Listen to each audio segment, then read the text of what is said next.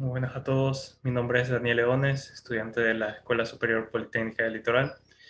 En esta ocasión les voy a hablar sobre el módulo 3 de electricidad básica, el cual trata el tema de los medidores eléctricos, así como también la clasificación de los medidores y cómo están conformados los medidores eléctricos. Bien, entonces empezamos con ¿qué es un medidor eléctrico? Bien, los medidores eléctricos son aparatos utilizados para medir el consumo de energía eléctrica de un circuito o servicio eléctrico, siendo esta última su aplicación usual. Como por ejemplo, tenemos medir el consumo eléctrico en una residencia, en un local comercial, en industrias, etc. Bien, existen varios tipos de medidores. Estos medidores se clasifican de diferente forma dependiendo de su construcción.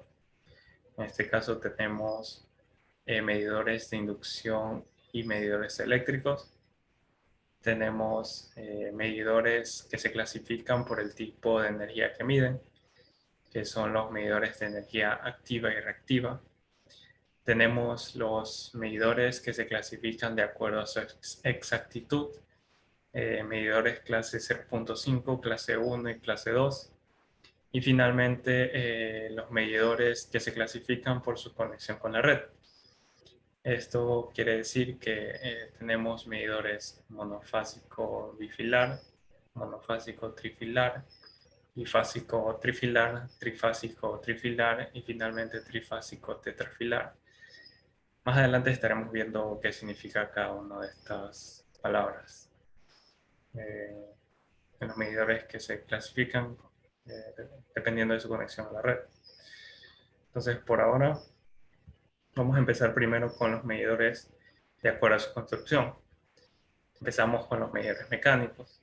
Estos medidores, también conocidos como medidores electromecánicos, están compuestos por un conversor electromecánico que actúa sobre un disco de aluminio, el cual rota siendo su velocidad de giro proporcional a la potencia demandada.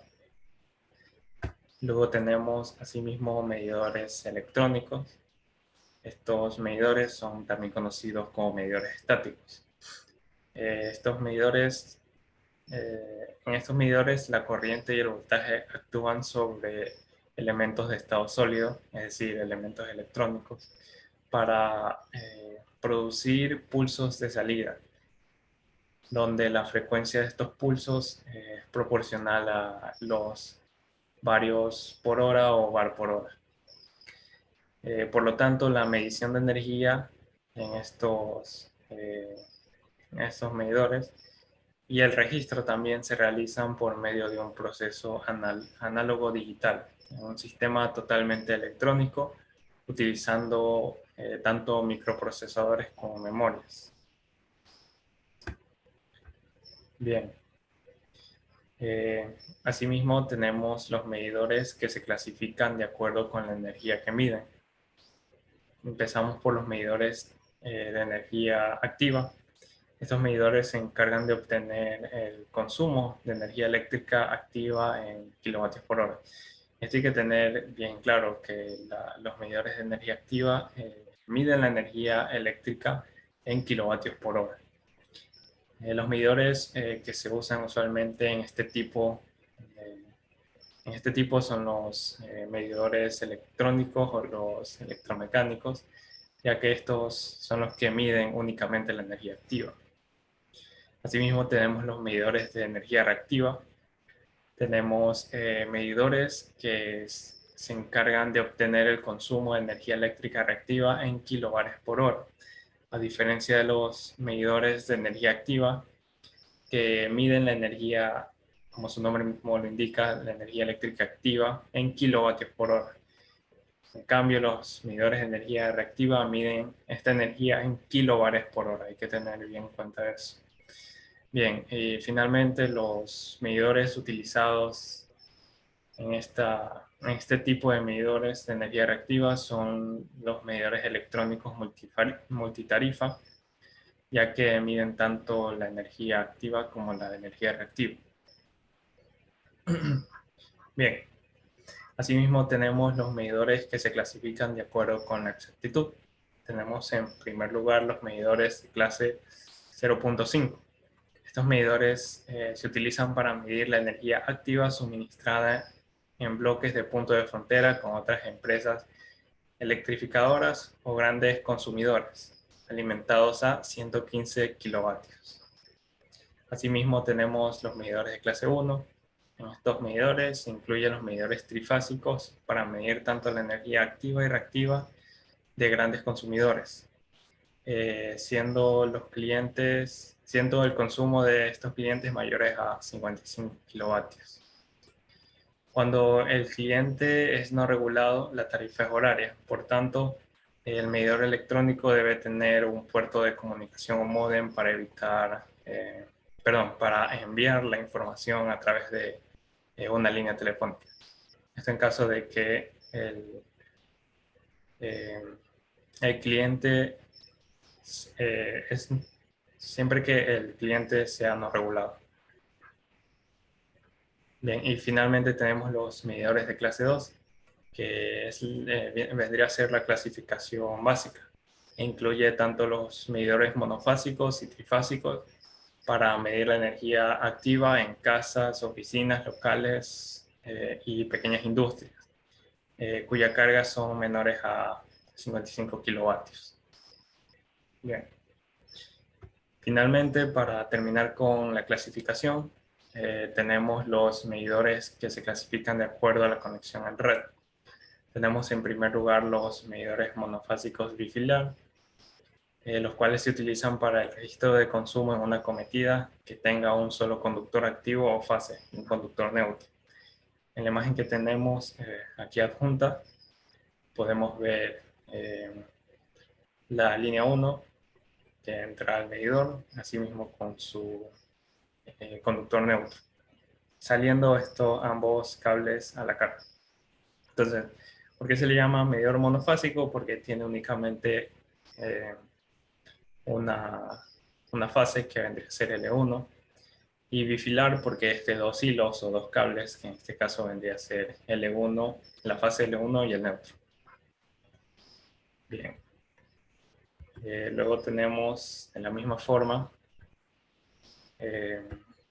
los medidores monofásicos trifilar, los cuales se utilizan para el registro de consumo de una cometida monofásica de fase partida 120 o 240 voltios. ¿A qué se refiere con fase partida? Es decir, tanto la fase L1 o la fase L2 pueden funcionar únicamente siendo conectadas al neutro. Es decir, L1 al neutro, L2 al neutro, generando únicamente 120 voltios. O asimismo también se puede generar 240 voltios conectando ambas fases L1 y L2. En este caso tenemos dos conductores activos y uno neutro. ¿Y por qué se llama monofásico? Bueno, por lo explicado anteriormente, que L1 y L2 pueden funcionar de manera independiente entre sí, siendo una única fase, funcionando como una única fase, y trifilar porque tenemos tres hilos. En este caso vendría a ser la fase L1, la fase L2 y y el neutro. Bien, el siguiente es el medidor bifásico trifilar. En este caso se lo utiliza para el registro de consumo de energía en una cometida en baja tensión de dos fases y tres hilos, alimentadas de la red de baja tensión de distribución trifásica.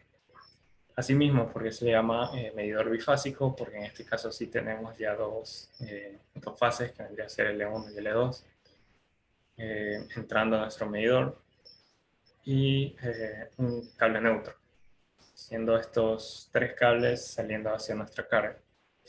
Entonces, por eso se le llama trifilar. Tenemos tres cables diferentes, que vendría a ser la fase 1, fase 2 y el neutro. Bien, siguiente tenemos asimismo medidor trifásico trifilar. En este caso se lo utiliza para el registro de consumo de energía eléctrica de una cometida trifásica de 3 fases sin neutro. Mientras que en el trifásico tetrafilar, asimismo se lo usa para el consumo de energía eléctrica de una cometida trifásica en baja tensión de 3 fases y 4 hilos. Pero en este caso sí tenemos neutro, como lo podemos observar en la imagen adjunta. Tenemos en este caso las conexiones para un medidor trifásico tetrafilar, donde tenemos trifásico, 3 líneas, L1, L2, L3, o 3 fases, y tetrafilar porque tenemos 4 hilos o 4 cables, que vendría a ser L1, L2, L3 y neutro. Mientras que en el medidor trifásico trifilar tenemos únicamente la fase L1, L2 y L3, siendo estos cables llegando a nuestra carga. Bien, ahora vienen los componentes de un medidor eléctrico. En este caso se ha decidido utilizar un medidor monofásico para explicar cada una de las componentes del medidor eléctrico.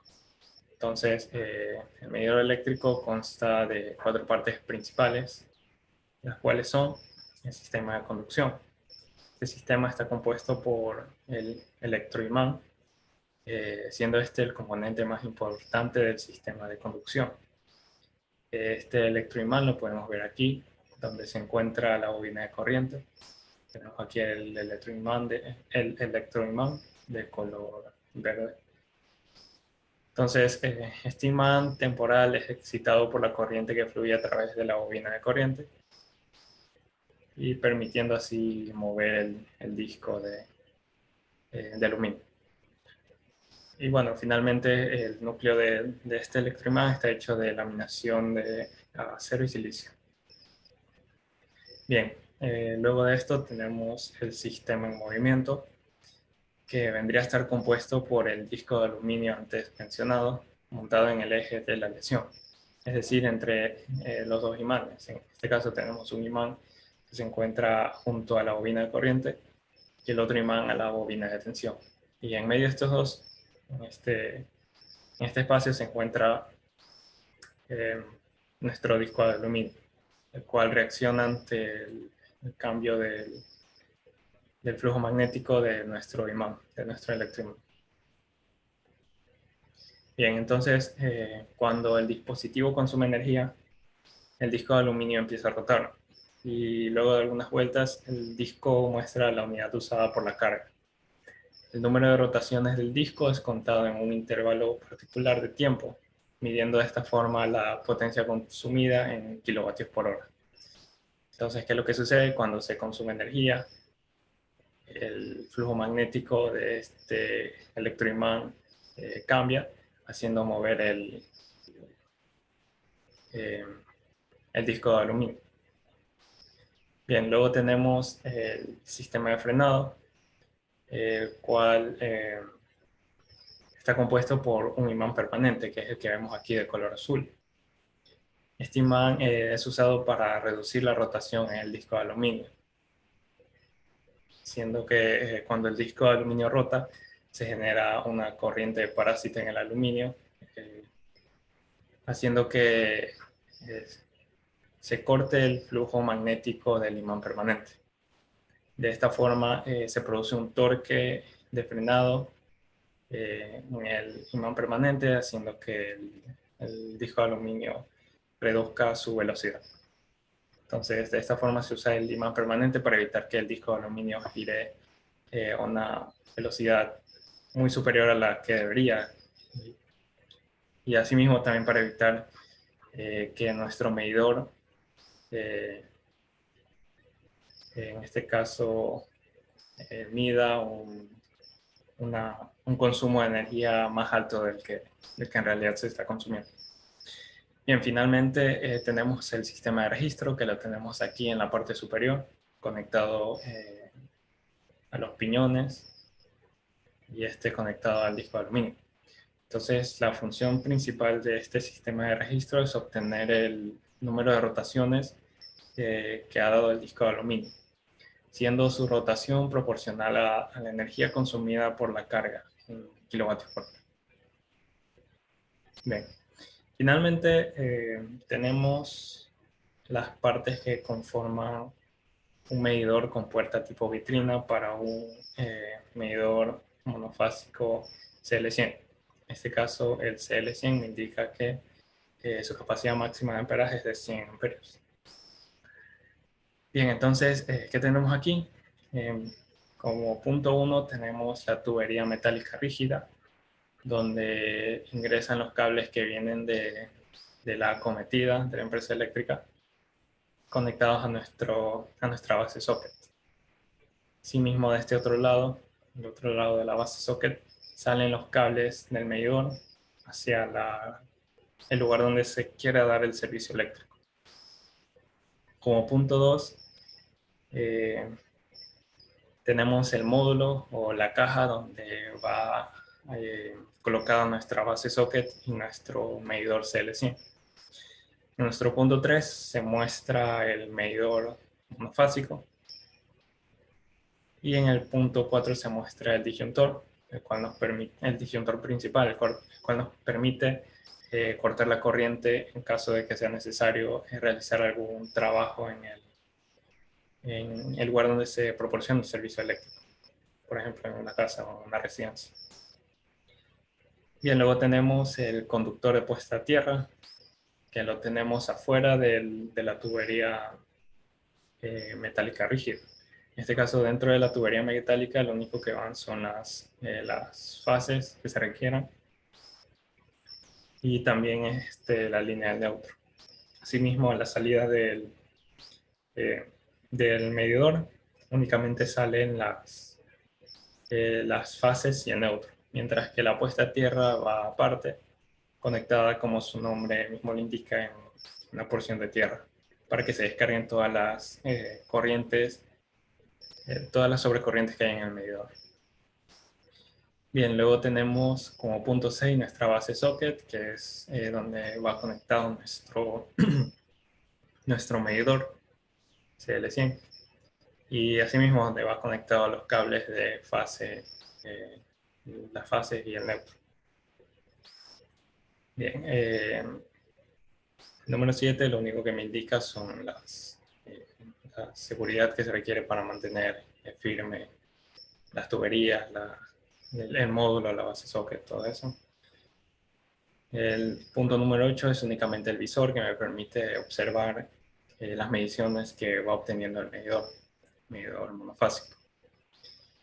En el punto número 9 viene únicamente el dispositivo de seguridad, el sello de seguridad, para evitar que cualquier persona no autorizada manipule el interior del medidor.